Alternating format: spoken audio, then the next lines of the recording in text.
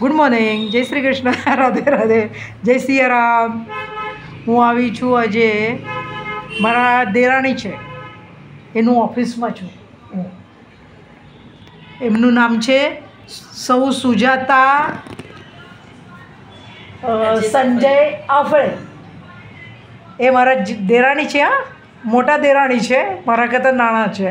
હા, અમે 3 દેરાણી છે મને, એમાંની આ છે. તો એમને આજે હું હાસ્ય યોગાનું મહત્ત્વ કહું છું. એમને હાસ્ય યોગાનું મહત્ત્વ કહ્યું છે કે આપણા લાઈફમાં હાસ્ય યોગા શું મહત્ત્વ આવે છે, એનું શું મહત્ત્વ છે. બરાબર છે ને? ત્યાં હસીને તો બસાવો. ખબર પડી. આવી છે મારી દેરાણી. આ મારી દેરાણીની દીકરી છે. तुझं नाव काय? વિશાલી.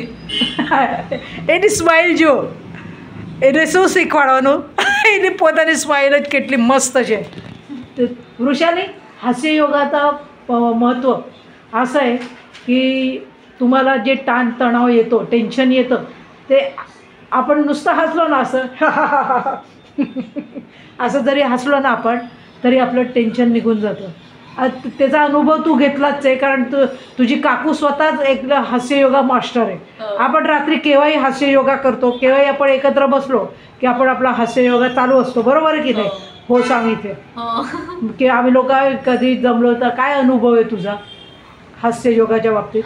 हसल्यामुळे डोक्यावरचा ताणतणाव कमी होतो आणखी आणि फ्री वाटतं. हां, आणि घरातलं वातावरण कसं असतं? आनंदी असतं, आनंदी आणि पॉझिटिव्ह आणि हेल्दी. म्हणजे हेल्थ, वेल्थ आणि हॅपीनेस भरपूर असतो. बरोबर आहे ना? आपण सगळे जमलो की मग तुझी काकू येते. बरोबर आहे? मी स्वाती, तर ती काय करते तुमच्यासाठी? मस्त आपण खेळतो, मजेत राहतो सगळेजण. मग हास्य योगाने आणखीन काय येतं? आपण सगळे एकत्रित येतो. बरोबर आहे? मग त्यांनी काय होतं, आपण सगळे एकत्र हसलं की घरातला ऑक्सिजन जवळजवळ 100 पटीने वाढतो. आणि घरात आपल्या, आता मी स्वतःच नाही म्हटलं तरी ज्येष्ठ नागरिक आहे. बरोबर आहे? आजी आहे. हां, मग माझी आजी पण आहे, म्हणजे आमची सासू, ती माझ्यापेक्षा वयाने मोठी. मग ते पण सासू सासरे पण हसतात आमचे. बरोबर आहे? मग ते पण एक आपल्याला पुण्याचं काम आहे की नाही? म्हणजे हास्य योगाद्वारे आपण काय करतो, प्रचार आणि प्रसार करतो आणि एक पुण्याचं काम करतो, समाजसेवा करतो. आपलं मुळातच आपण मारुती भक्त आहोत. आपलं मारुतीचं देऊळ आहे. बरोबर आहे? मग त्याच जोडीने आपण हे काम करतो आहे. म्हणजे मग आपलं पुण्याचं काम किती आहे, समाजसेवा किती आहे आपली, आहे की नाही? म्हणजे आपण कुटुंब आपलं जिकडे तिकडे जातो. माझे 3 दीर, माझे 3 जावा सगळीकडे जातात. प्रोफेसर आहे, एक टीचर आहेत, इथं स्वतःचं ऑफिस आहे. तर त्याद्वारे ते लोक काय करतात, हास्याचा प्रचार आणि प्रसार करतात. म्हणजे आम्ही समाजसेवा करतो. हास्य योगाद्वारे आम्ही समाजसेवा करतो. बरोबर आहे? तर परत एकदा 1 मिनिटाचं हास्य येऊन जाऊ द्या.